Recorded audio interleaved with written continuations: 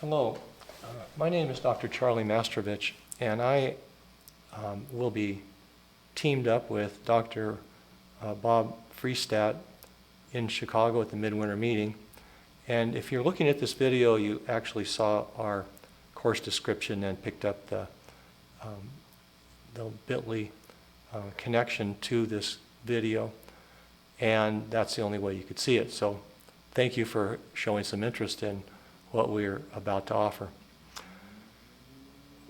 We thought of doing this video only because of the idea was we have a didactic course tied to a hands-on course.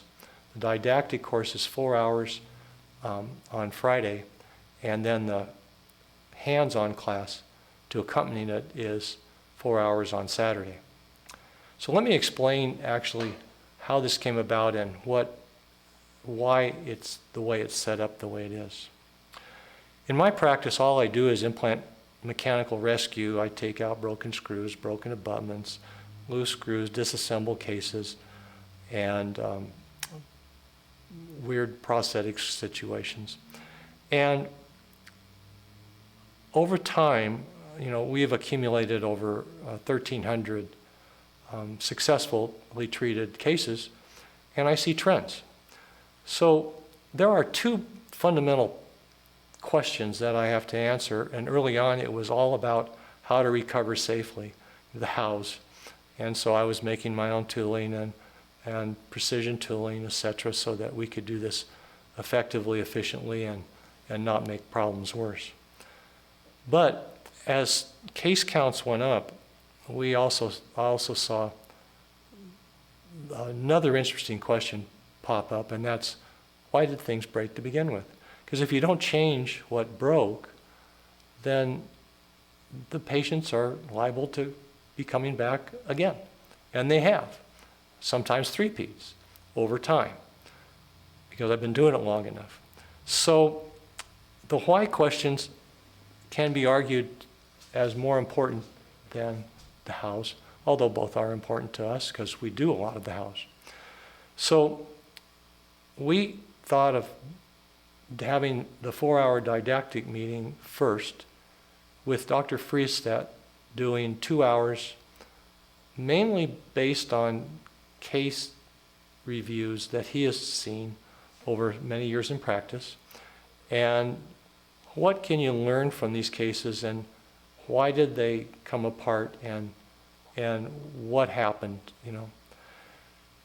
In my 2 hours didactically, I'm going to spending a little bit of time with the whys as well, because I see some kind of unique situations that have allowed me to make some interesting comparisons, I should say, on different cases.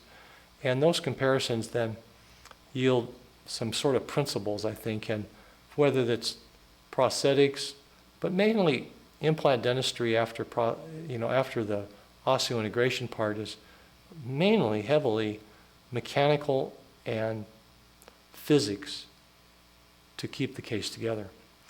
So we need to look at that, the whys, but most of my 2 hours I will be spending on the basics of how to recover so that we can cover those areas and we can focus on Saturday morning on the actual hands-on stuff.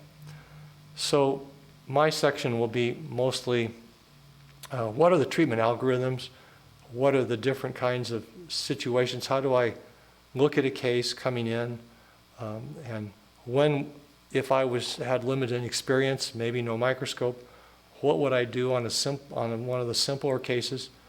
When would I have stopped? What things would I never do on a case? Because it's just as important to know what not to do as what to do, so you don't make it more difficult for someone down the road. Okay, so Saturday morning is going to be the hands-on section.